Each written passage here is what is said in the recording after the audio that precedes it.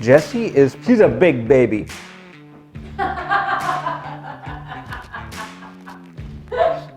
How do you like that? I'm curious to do with you. Like just.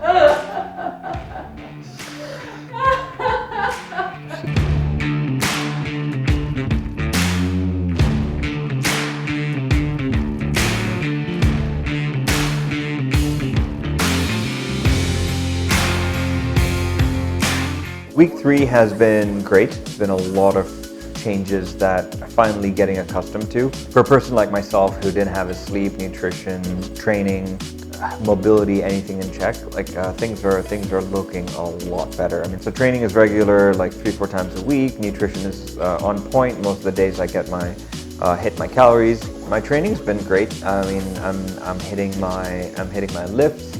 The weights are still not up to par where I want them to be, but again, my body is easing into a good routine. I'm getting the workouts done, breaking a sweat, getting stuff done quickly. Good to be back in a program, but it's basically just a very basic structure of like hit your calories, hit your macros, check your weight, all that kind of stuff.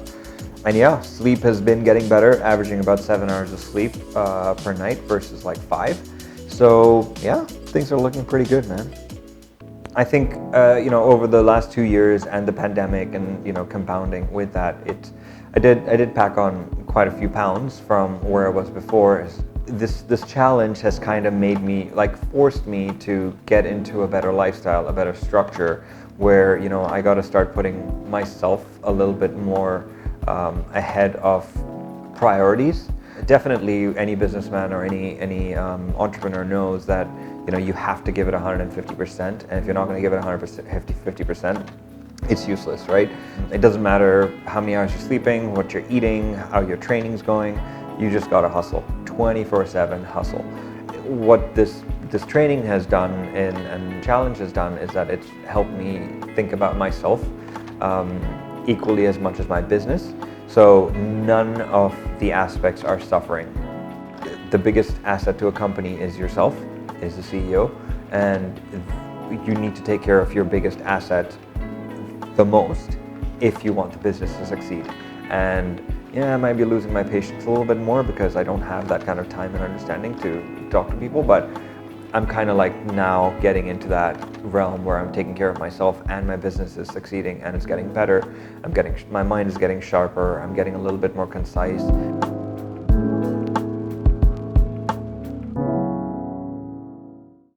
Training with Ross from a coach's perspective, I guess this was a little bit of, between the two of us, I'm not too sure if many people know this, but there was a little bit of drama. I come from a very Charles Poliquin, a very strong strength training background, and Ross comes from he's very knowledgeable and technically sound coach. We kind of head-butted with what's the best program for me. I guess after 2 weeks of working together and coming up with the best program, I think we found a really good solution where now I'm in complete acceptance of his nutrition, his tracking, biometric data that he needs, programming. It was just exercise selection and we figured that out, and now we're off to the races, and I guess both of us are super happy, both of us are enjoying the program, which is really critical for any of you coaches out there. If your client doesn't enjoy the program, they're not going to adhere to it, especially if it's an online training program.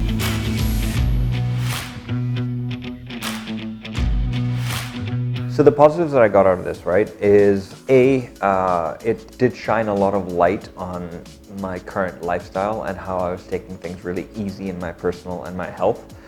The positives are my sleep is back on track, nutrition is back on track, because I'm a little bit more clear-headed, focused. I know which direction we want to go in, because I have control over my life, over my health, over my fitness.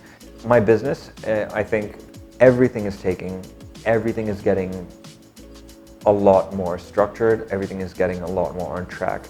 And being a guy who's been in fitness and strength and conditioning for the longest part of his life, and if that element was missing in my life, getting that back helped me refocus and helped me realign everything. And yeah, that's probably the biggest positive. And I guess the negatives, I think, can you call them negatives? The fact that I can't eat as much kalipoki as I used to. The fact that I can't go out and say, hey, I want a burger whenever I want a burger. This is the only negative. Both of us are gonna get only positive stuff out of this, right?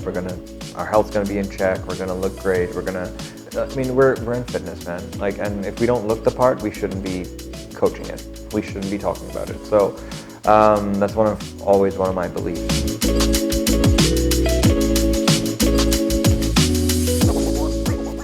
We're both mature people, right? We're both like over 35 years old, so we understand like that we're not teenagers anymore. But it's been a good friendly banter, and we're doing this challenge. We're not really worried about the bodybuilding competition, both of us. Maybe Jess is a little bit more, but I'm not really worried about the bodybuilding competition. I think it's more the bragging rights afterwards, because none of us are gonna let it go. And already we're not letting it go, right? So I'm trying to push her buttons every now and then. She's trying to push my buttons. Jessie is probably one of the most determined, smart, never say quit people that I've ever met. Very kind of similar backgrounds with training and thinking. That's why we work well together as well. But when it comes to the challenge, it's not really a challenge for her, right? She already had a lot of the stuff taken care of.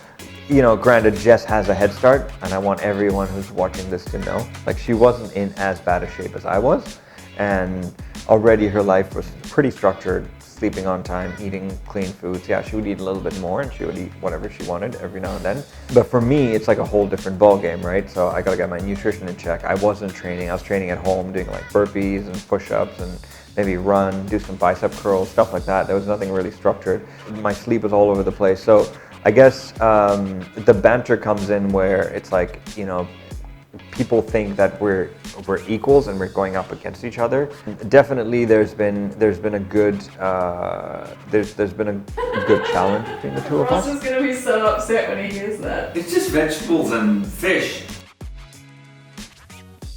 But it's been fun because, you know, I'm making all these changes in my life, and for her, it's just, she's already done it, right? She's already got a handle on it. So for me, it's like, hey, I'm making these small changes, and I'm gonna see bigger results because you haven't seen my before pictures.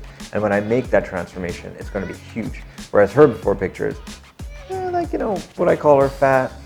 Not really. Like, she put on a couple of kilos here and there, but that's pretty much it. But will she win? We don't know. And she'll get into shape really fast. So can you call it a transformation? But when you see me, that's what you call a transformation.